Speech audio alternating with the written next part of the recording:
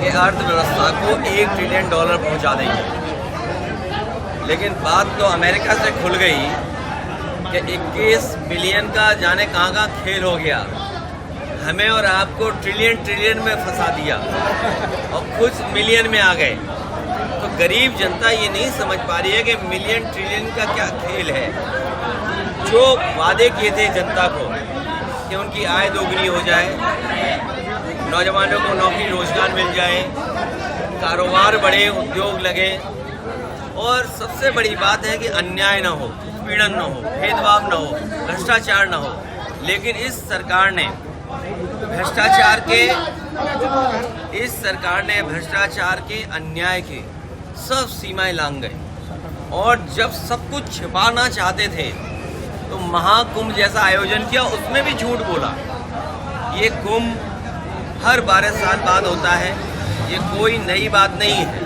लेकिन बीजेपी ने इतना पैसा लगाया, इतना प्रचार किया, लोगों को निमंत्रण दिया और उसके बाद उन्हें अपने हाल पे छोड़ दिया। जो व्यवस्था सरकार को करनी चाहिए थी, क्योंकि सरकार ये कहती रही, मुख्यमंत्री जी ये कहते रहे, हमने 100 करोड़ का इंतजाम किया है और कम लोगों की भी इंतजाम वो व्यवस्था नहीं कर पाए सरकार के लोग। अभी जो ट्रैफिक जाम हुआ, जो लोग कहीं वॉशरूम नहीं जा पाए, खाना नहीं मिल पाया, भगदड़ में लोगों की जान गई, बहुत बड़े पैमाने पे लोग खो गए। आज भी एक्सीडेंट हो रहा है, लोगों की जान जा रही है। तो सरकार क्या व्यवस्था बना रही थी? और तब जब 1 ट्रिलियन, 5 ट्रिलियन और विकसित भारत और अमृत काल का सपना दिखा रहे हों, तो सोचिए सड़कों पे चल नहीं सकते थे लोग, और पानी गंदा, दोनों झगड़ा कर रहे हैं। एक कह रहा कि पानी साफ है, एक कह रहा पानी खराब है, तो हम किसकी माने? इसलिए इस सरकार को हटाने से ही सब चीज़ें ठीक होंगी।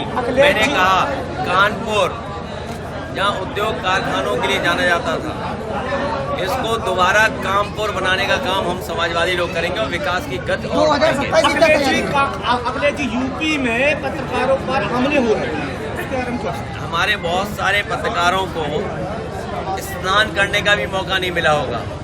इसलिए मैं सरकार से कहूँगा कि जो गिनती बता रहे हैं 100 करोड़ तो गिनती पहुँच जाए तो शायद वर्ल्ड रिकॉर्ड बन जाएगा और दुनिया में ऐसी पहचान हो जाएगी जो पहचान कभी नहीं बनी होगी। तो इसलिए एक तो समय बढ़ाना है उनके स्नान के लिए, क्योंकि बहुत सारे बुजुर्ग अभी तक नहीं पहुँच पाए हैं, बहुत सारे हमारे पत्रकार साथी स्नान नहीं कर पाए हैं।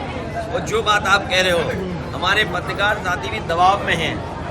अगर सच दिखाना चाहें तो पता नहीं कहाँ से प्रेशर पड़ जाएगा, ये बेचारे अपना चैनल नहीं चला सकते, सर आप यूट्यूब नहीं चला सकते हैं, कोई खबर दिखाएंगे तो नहीं दिखा सकते, इतना दबाव है। और कई मौक़ों पर अपमानित होना पड़ता है उन्हें। हमारी पार्टी के भी लोग जो लिख रहे थे सरकार के खिलाफ, जिले घुमाए जा रहे हैं FIR लिखा करके। लेकिन इससे घबराने की जरूरत नहीं है। जो सच बोलेगा वही लोकतंत्र बचाएगा। सच ही लोकतंत्र को बचा सकता है, सच ही संविधान को बचा सकता है। ये जो लोग हैं वो जो जान लेने वाले लोग हैं, जान ले लेते हैं किसी की भी।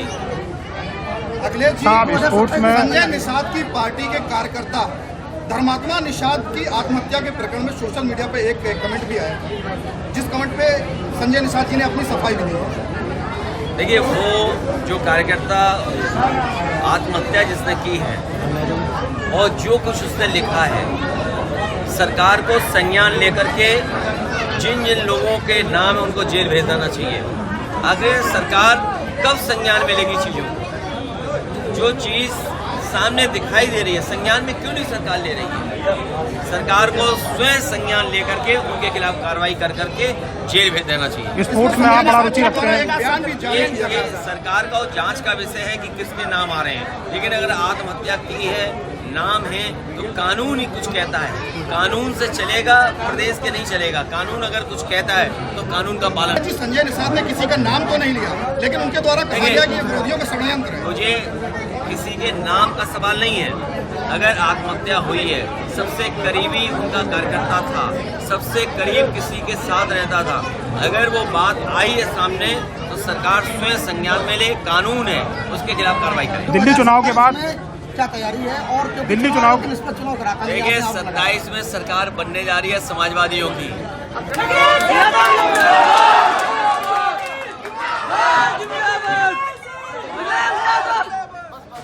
बीजेपी इतनी बड़ी हार हारेगी, बीजेपी इतनी बड़ी हार हारेगी जो कभी हारी नहीं होगी, क्योंकि जनता को जो जो उन्होंने कहा, किसान की आय दोगुनी, अभी सुनने में आया है कि मुख्यमंत्री जी वहाँ बैठे यूनिकॉर्न की कोई मीटिंग हो रही है आगरा में, यूनिकॉर्न की कोई बैठक हो रही है आगरा में। अब सोचिए, जो लोग कहते थे 40 लाख करोड़ रुपए हम इन्वेस्टमेंट लाएंगे, वो आज भी बैठक कर रहे हैं। सोचिए, आज भी MOU दर्ज करा रहे हैं, और जो सड़कों पे 2 सींग वाले घूम रहे हैं, इनका क्या करोगे आप?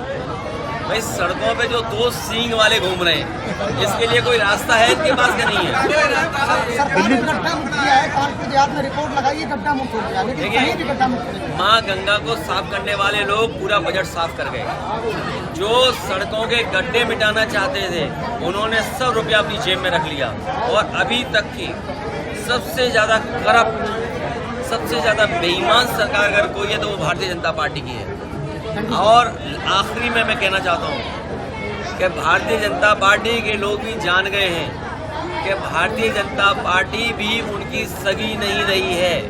ये बीजेपी वाले कह रहे हैं कि बीजेपी की भी सगी नहीं है भारतीय जनता पार्टी।